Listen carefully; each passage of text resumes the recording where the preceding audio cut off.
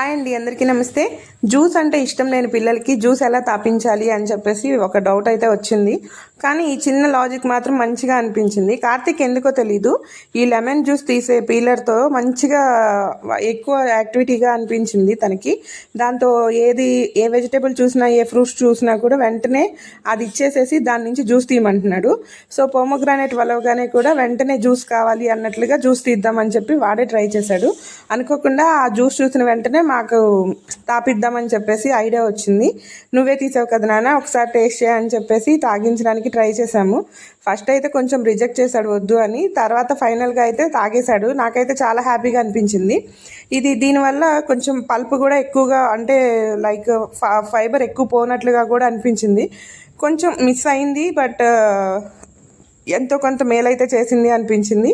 ఈ విధంగా అయితే కార్తీక్కి ఆల్మోస్ట్ వీక్లో ట్వైస్ ఆర్ థ్రైస్ ఈ జ్యూస్ అయితే వెళ్తుంది. పిల్లలు ఎవరైనా ఇష్టం లేని వాళ్ళు ఉన్నారు అంటే కనుక ఇది ఒక్కసారి ట్రై చేయండి. ఇలాగే కార్తీక్కి వాటర్ మిలన్ జ్యూస్ కూడా రెగ్యులర్గా ఇస్తున్నాము. చాలా మంచిగా అనిపించింది, మీరు కూడా ట్రై చేయండి. ఈ లెమన్ జ్యూసర్తో మాత్రం ఇలా చేయొచ్చు అని చెప్పేసి మాకు ఒక ఐడియా వచ్చింది.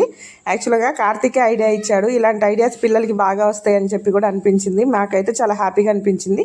సీడ్ 1-2 వచ్చినా తనే తీసుకోవడం, దాని మీద కాన్సన్ట్రేట్ చేసి మంచిగా ఏం చేయాలో ఎలా చేయాలో కూడా కార్తీకే నేర్పిస్తున్నాడు మాకు. చాలా బాగా అనిపించింది. Thank you so much. Please like చేయండి.